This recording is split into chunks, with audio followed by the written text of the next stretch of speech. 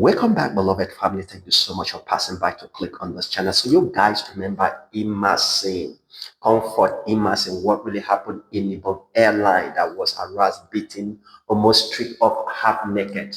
So after he got to Lagos, they have to arrest him and charge him for criminals, offense. Today he has been released. He has been released. So guys, I want you to take a look and do well to drop your own opinion. So take a look. Government has dropped criminal charges against the Ibom Air passenger Comfort Emmason involved in the 10th of August unruly conduct at the Murtala Muhammed International Airport, Lagos. Following the development, an Ikeja Magistrate Court sitting in Ogba, Lagos, has struck out criminal charges against Comfort. The presiding magistrate, Olanrewaju Salami, struck out the 5-count charge against Comfort and discharged her after the police formally withdrew the case. Now, the police prosecutor, Oluwabunmi Adeitan, said the decision to withdraw the charges unconditionally was made by the Commissioner of Police. Additionally, the government reduced the 6-month flight ban on Fuji Star Kwam to 1 month, while considerations are being given by the Nigerian Civil Aviation Authority, NCAA, to engage the musician as an ambassador for airport security protocols. Now, let's hear from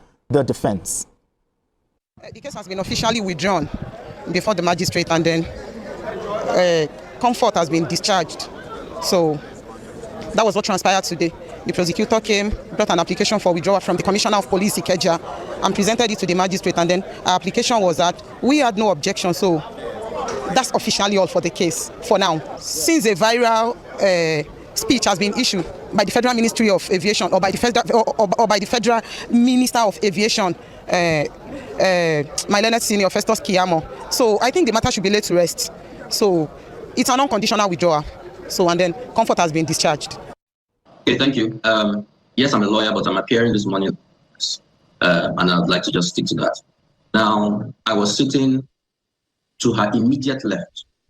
So I was on the aisle seat to the left. She was on the aisle seat to the right. So my seat number was 14B. There was a gentleman to my left who was on 14A. So her own seat number should be either 14C or D. I think the window seat is 14D, while she was 14C on the aisle. So we're right next to each other, and it was a small plane.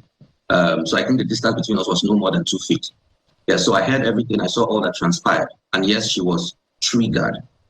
Even though the lady, the air hostess, the second air hostess who was speaking to her, was directing all her instructions to her, just me sitting down there, I actually felt humiliated myself, just looking at the way the lady was being spoken to. To be fair, Ibom Air instructed very clearly.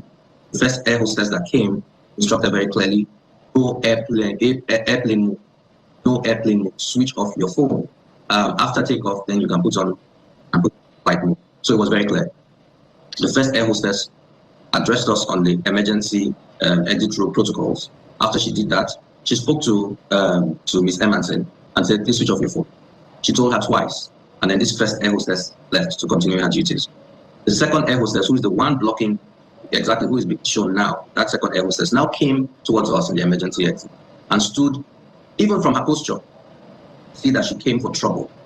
And Miss Emmason had been fiddling with her phone. I noticed she was trying to do some stuff, I don't know. And so she told her again, switch off your phone, switch off your phone. And Miss Emmason said clearly to her, I heard it. She said, please, the buttons on my phone for switch off are not working. They are not working, so I don't know how to switch it off. And the woman said, no, switch off your phone. So that back and forth went on. So at a point, the second air hostess said, look, you're even using an iPhone. So you don't need a button to switch it off. So the lady said, okay, I don't know how to do it. Can you do it for me? And she said, I'm not touching your phone. I'm not touching your phone. Just switch it off. She said, I don't know what to do. So the lady now said, okay, go to settings. And when you go to settings, go to general. So the girl was holding and said, see, please, I can't understand what you're saying. I can't read. I don't know what you're saying. It's saying where I should go to. The woman, the second air hostess now told her, I don't have time for your nonsense. Please just switch it off. She said, okay. Mr. Martin now asked, can you spell the general? So the air hostess started actually saying G, okay, G, then E. So that was the point that the gentleman on my left and I said, come on, what's going on? Calm, don't speak to her like this. The second air hostess did not even acknowledge her. She didn't even to my side to even see that someone was speaking. So at that point, I asked the gentleman to arrive. I said, please, can you just help this lady? I don't use an iPhone. I've never used an iPhone, so I'm not too familiar with settings and all of that. So the gentleman to arrive now took the phone and started trying to sort it out.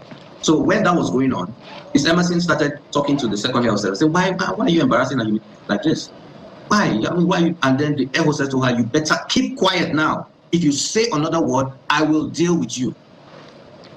That was when Miss Emmason flared up and started cussing. I cannot say the things that she was actually saying because the language was very flowery and X-rated, I can't say. So that was when this second air hostess said, okay, you will see. And then she left and went towards the front of the airplane. She never came back. At least I don't recollect her coming back through the aisle throughout the flight. So that is exactly what transpired. So after that happened, the gentleman to the right switched off the phone or whatever it was he did. And a couple of passengers tried to say, switch off your phone, don't risk our lives, blah, blah, blah. And then we told them, no, that's not what happened. She never said she wasn't going to switch off her phone. She was trying to switch off her phone. She said she had issues switching it off. And so the passengers calmed down and we took off. So that is what happened. But it was clear, at least to us on the emergency exit row, it was clear that there was a problem here. She needed to be handled very well. Because this lady kept simmering throughout the flight. She was cussing. I could hear her because I was right next to her. She was really upset. She felt as if these people are just against me. And why? She said she bought this ticket with her own money. So why should they treat her like this? That's what she was saying. And that's what I'm hearing. And I can't tell you what the other thing she was saying because they were really nasty. But she wasn't directing to anyone, but she was just talking. So it was clear that she was angry. And the second air hostess, the aggressor, kept checking, kept peeping to see how things are going at our end throughout the flight. I noticed it. So the passenger by my side, as we're approaching landing, we're like, God help us, so let's get out of this plane before anything happened. And we were saying it in jest, but we also knew that something was off. We're so worried that I discussed with him. I said, okay, when they were telling us to stow away and put everything ready for landing, the lady didn't even hear any of that. I told her, I said, we're landing, switch off your phone, put it away. Then the second air hostess, the first air hostess, the very polite and amiable and professional one came, helped her to stow away, helped her take her purse, put it in the cabin on top, and was very professional. So all of that happened, and then the plane landed. Once the plane landed, the first air hostess, the professional one, came to the front and started disembarking by room. Just before it came to our turn, Ms. Emmason left and went back. And I presume she went to the toilet. I used the toilet myself, and I noticed that the only apartment at the back is the toilet. There isn't even an apartment, cabin crew and all of that like regular things. It's just the toilet. That's the only. So that's why I presume she went to the toilet. So when it got to our turn to disembark, those of us on our road disembarked and we went out and totally forgot about the part until the videos and all came. So that's what happened. This is what I heard. This is what I know happened. Issue of airplane mode. That didn't come up at least.